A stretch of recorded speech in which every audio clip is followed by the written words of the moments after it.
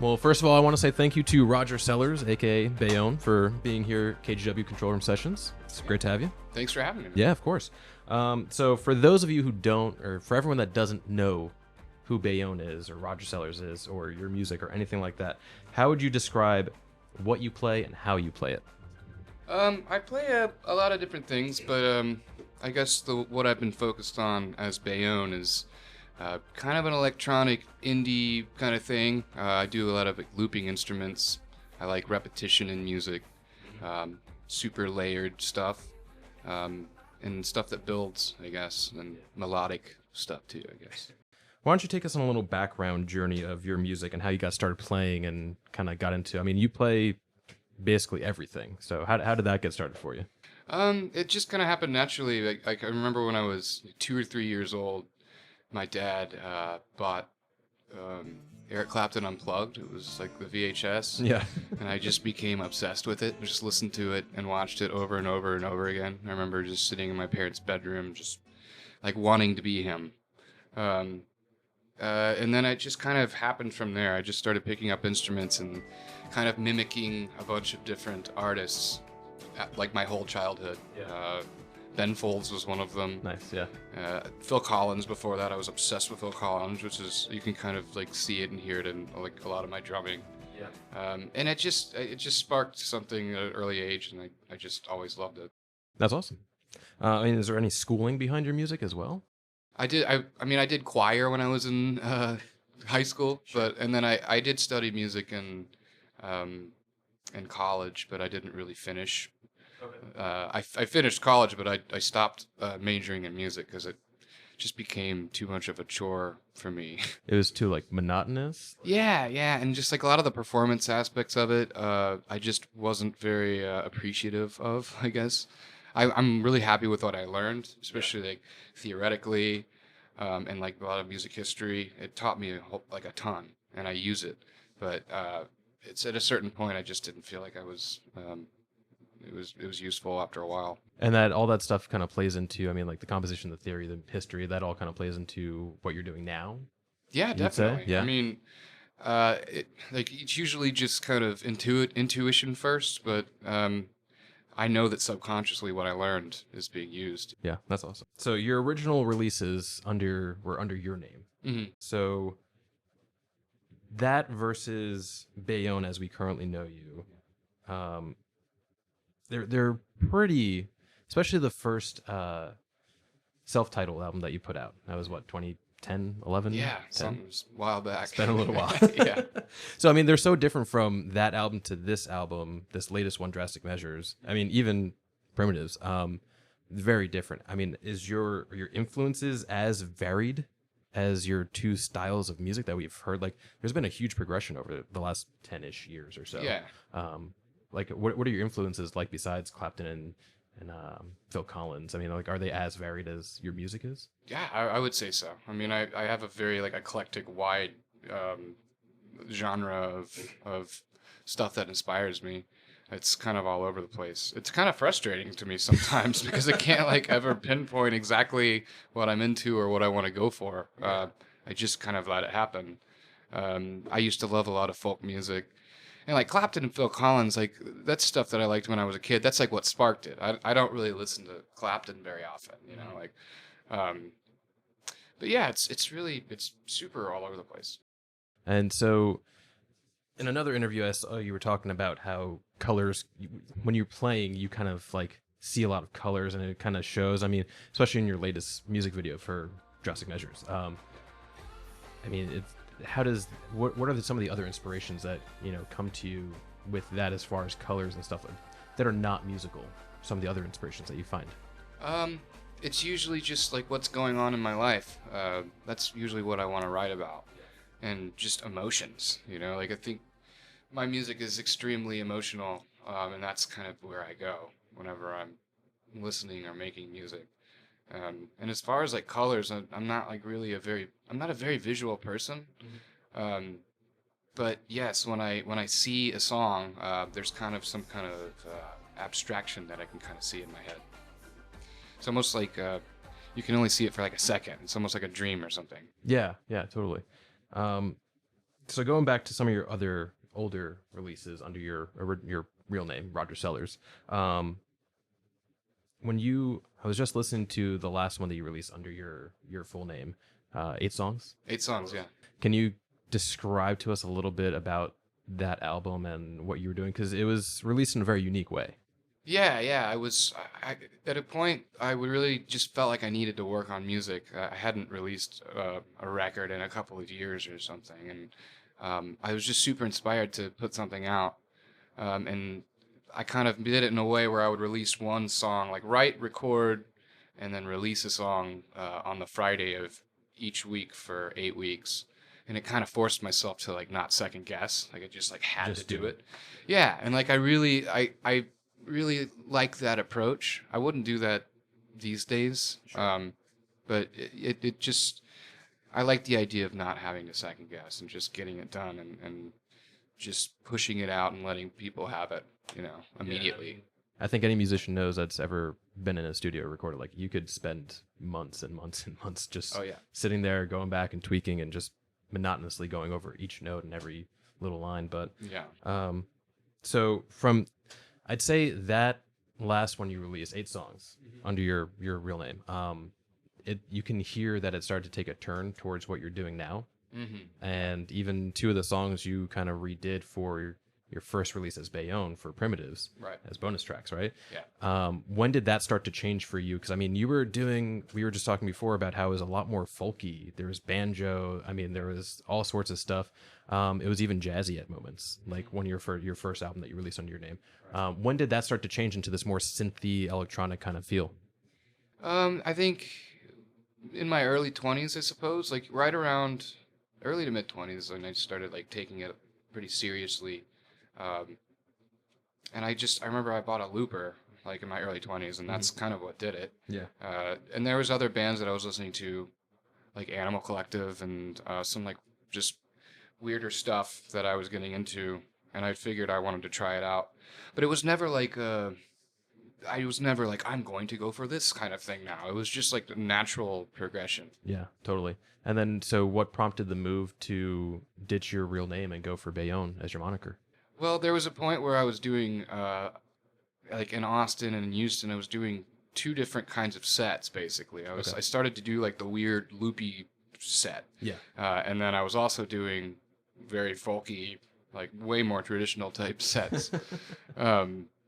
So I just needed a way to just separate the 2 for the audience and myself. You know, I just needed to like brand it differently. Yeah, totally. Do you see yourself going back to that folkier side of things and under your real name? Would you ever release more music under that? Yeah, I mean, I definitely could see myself doing that. I mean, it's something that I still really enjoy.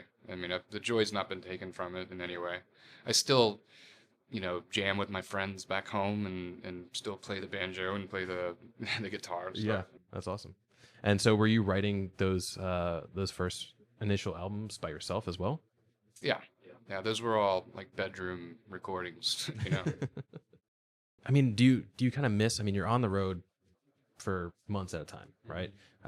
Do you miss playing with people? I mean, you're just talking about how you like to jam with your friends still when you get back home. I mean, do you miss being on stage with people or writing with people, or the whole, like, there's a different vibe that comes with it? Yeah, I'd say more so being on stage with people, because the last 2 or 3 years, or the last like 5 years, I guess, I was always doing it. It was like a one-man band kind of thing. And it just got lonely. But on this tour and for I think probably, hopefully from now on, I have a drummer that's playing with me, which just makes a world of difference, I think, for both me and the audience. It's just a better show, and it just feels better for me. Yeah, cool. And you're talking about how you got into loops and, I mean, all that stuff, like, and it was just a natural progression for you. I mean, did it take time to kind of hone that skill? Yeah, it's not easy. Definitely, yeah. I've played with guitarists that have tried it before, and I mean, it's tough. I mean, if you're off by like just a little bit, the whole thing goes out of sync. Exactly. Yeah. And it's kind of scary too, because I mean, if you messed up one lick or one loop, it's there. It's just like it's gonna be there.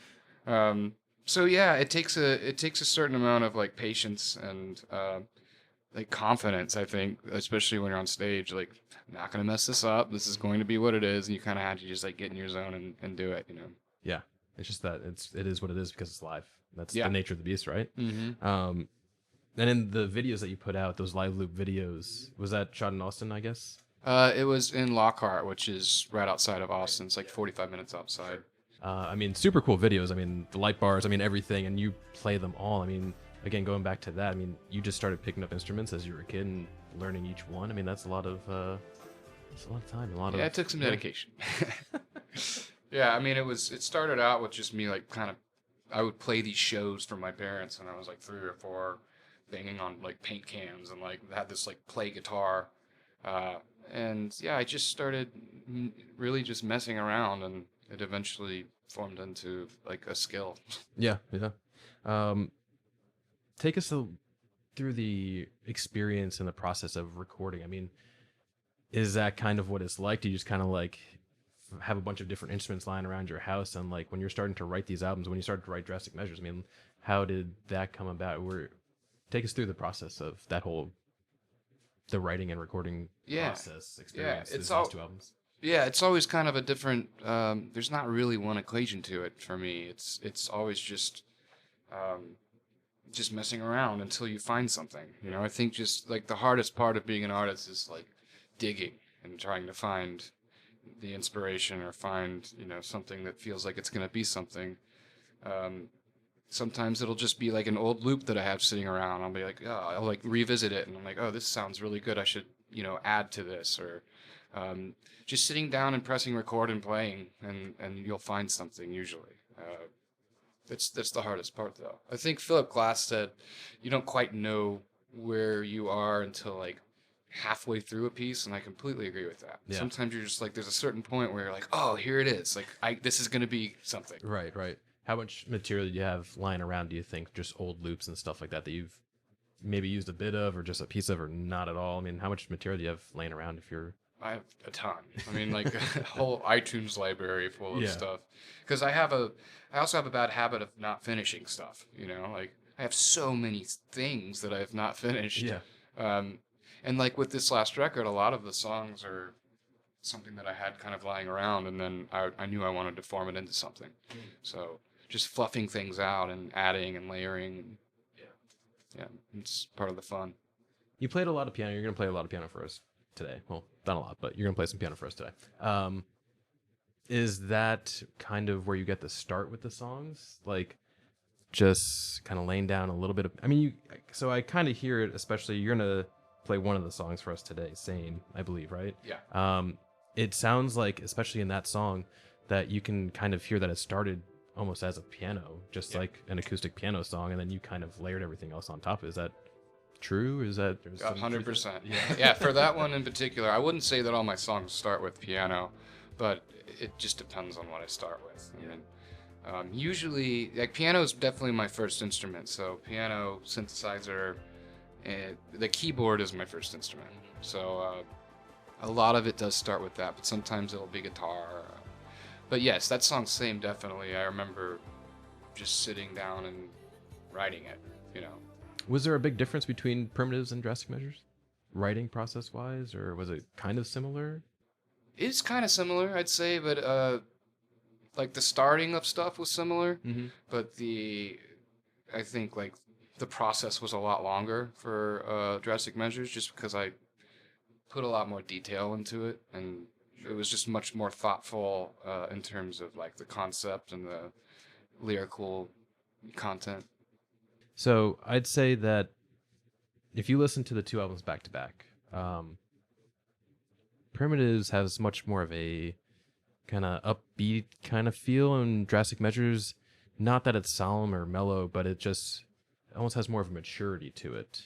Do you think that's something along with the writing process? And you're talking about how what inspires you is just like your emotions, and I think I've read somewhere about like, especially the song Drastic Measures is about like being on the road and stuff like that. So talk to us about the two albums in terms of differences. I mean, it feels more upbeat in Primitives versus a little more mature on Drastic Measures. Is that something you feel as well as the artist? Yeah, I think so.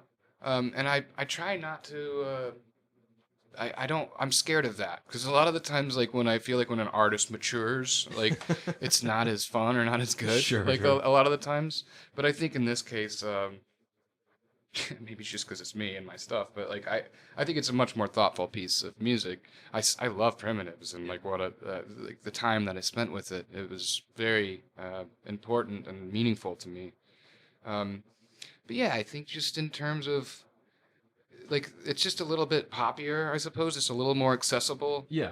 This record and like there's choruses, there's stuff like that, you know, like it's just it's a little bit easier to listen to, but I still I don't think I strayed too far from who I am as an artist, you know. Like Totally. I don't think I did at all because Yeah, no. I've been wanting to kind of do this for a while. What have you been into on this tour musically? What have you been listening to when you're driving from city to city? Like, what are you most, I don't know, excited to listen to, Right or anything now, new? Or doesn't have to be new necessarily, but yeah, there's been a lot of stuff that I've been listening to. It's hard to think like right off the top because it's always just so much stuff. yeah, you yeah, know. same. Pure Bathing Culture, actually a Portland band. Yeah, yeah, I've been listening to them for a while though. yeah. But they've been around for they a little just while, yeah. yeah. They just In released a fact, new album, or about to release a new like a album? week ago. Yeah, yeah. I've been listening to it. And the first song is super dope. I love that song. Yeah, they're one of my favorite bands, and actually Dan from Pure Bathing Culture played the guitar on Drastic Measures. Oh, did it? Yeah, it's That's like awesome. the little middle part. Yeah. Yeah, they're one of my favorite bands. I think I like the Spotify, like the end of the year Spotify thing. They were Oh, my yeah. number Like one. your year like review. played. Yeah. And let's see what else.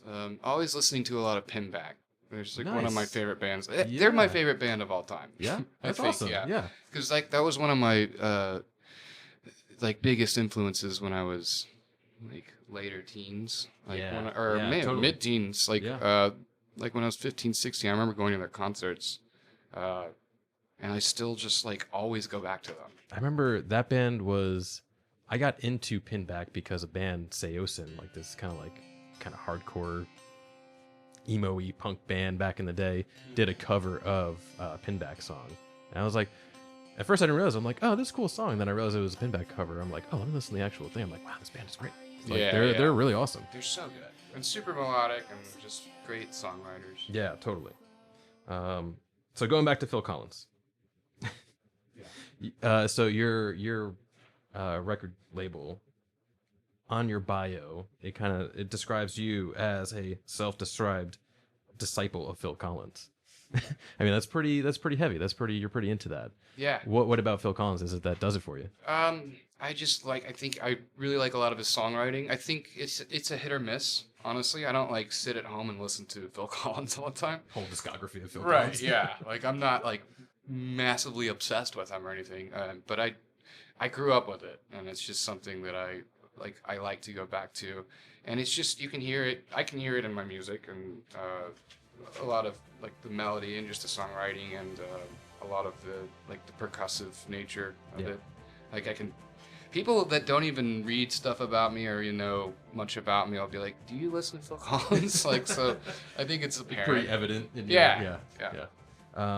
So gotta ask, Pulse Service was like a huge influence for me when I was growing up, in like my mid-teen years. Also, against all odds, who did it better, Phil Collins or the Pulse Service?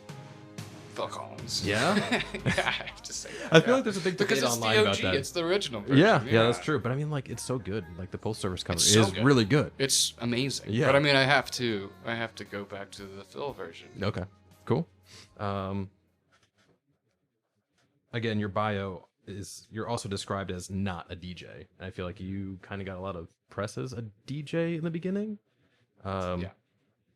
Have you ever DJ'd? Do you like to? I I've mean, is never it? DJ'd. Like people think that I would be really good at it, and maybe I would, and I don't have a problem with it. In fact, I want to DJ because I would like to make the money that DJs make.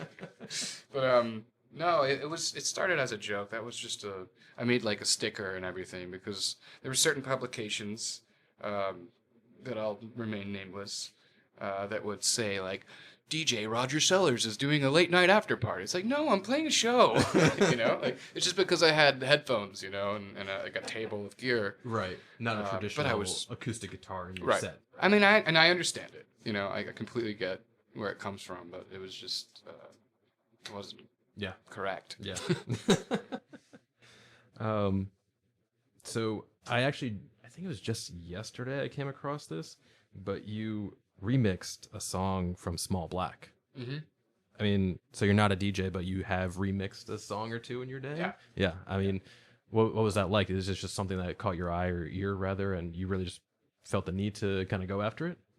Yeah, and I knew that I was going to have a tour with them. Okay. So it made sense. Yeah. And it was one of my first like shots as as doing a remix. I was always worried about doing it. I didn't think I could do it. And then like I became friends with those guys, and it just clicked. It made sense. Did you guys ever play it together on tour? Yeah, we did a little like week and a half run together of the Northeast and the Midwest. Yeah. Years ago. Yeah. And so you just finished up a European tour. What was it, last month or the end of March or something like that? Yes. Yeah. It was, what was that like touring internationally? I mean, is there anything that you like more touring internationally than locally, or I mean, is there anything that you dislike more? Or? I think there's ups and downs to both. Yeah. Touring out there can feel really isolating sometimes, especially when it's just me and like a tour manager. Sure. I don't have like a full band with me, so it can get really crazy lonely sometimes. But it's also like amazing because you're in Europe, like you get to see so much of the world, and like the food is so good and the people are so nice, and Europe is amazing. Yeah. But yeah, touring domestically is great in its own way too, because I feel more at home. I have a lot more friends in the States, obviously, than I do over there. Yeah. And the crowds are different, but that's from any city to city. Like the crowds are always sure. different. Is there a general I don't know, do fans respond more to your music? I mean, it's a bit more electronic. I mean, like, do you find people that may not know you are responding more to your music over there? I feel like there's a big, electronic music scene just in Europe as a whole, if I can blanket statement that. But it's hard to tell at this point. It seems kind of evenly matched actually right now, which I'm very happy with. Like the last tour, I was like really surprised at the turnouts. Mm-hmm. There was a couple of sellout shows, and I was like, wow, this is crazy, and this must be a European thing, or this like a UK thing or something. And but this tour's been very evenly matched, I'd say. So one of the last questions, the single you released in 2017, Falls. Why did that never make it onto the record, onto Drastic Measures? It was just it was too old. I mean, at that point, and we just kind of released that as a single, just to kind of have it that way. And sometimes I like releasing singles because they seem to get a little bit more attention that way. I mean, there's definitely something to writing a record. I mean, that's my favorite thing to do artistically, and creatively. But it's nice to just push out one song, and like have people digest it that way. Yeah, it's not like you have to like sit and like, I don't know, sometimes it's almost challenging to listen to a whole record these days. Yeah, because I feel like I'm so distracted by everything else and pulled in so many different directions to like just sit and listen to a whole record from front to back is almost non-existent for me right now. Oh, I mean, me too. I'm part of that trend. But there's still something to be said about having a record and a whole piece. Totally. Lastly, what's next for Bayonne? What are you doing after this tour ends? You only have a few more shows after tonight in Portland at Doug Fir. What's your plan after that? I think I'm gonna start writing again. I want to go on a couple of like writing retreats, which I never do for myself. Yeah, it's always just like at home when I'm writing, and it would be nice to. I'm thinking about maybe going to New York for a little bit, and then maybe hit up Denver and go to some spots and just do some recording. Yeah. Like like low risk, just chill out, record. Yeah. Maybe And throw then I another have single out there somewhere. yeah. Yeah, I'll probably put a couple singles out, like maybe in the summer, fall, and just start writing again, get back into that zone. Yeah. And as far as touring, I have Lollapalooza coming up and Osheaga in Montreal. I've always wanted to go to that festival. Yeah, And I used to live in New York, and so I was like, oh, it's only 6 hours. It's like, Yeah, but I've never been. But and I love Chicago too, so I'm really stoked about that. Chicago's a great city. It's one of my favorite cities. And then probably we're looking at doing some more touring in the fall. Yeah. Awesome. Well, we look forward to seeing you tonight and back again in the fall. And I guess take it away. Play some few songs for us. Yeah. Sweet. Yeah. Thanks.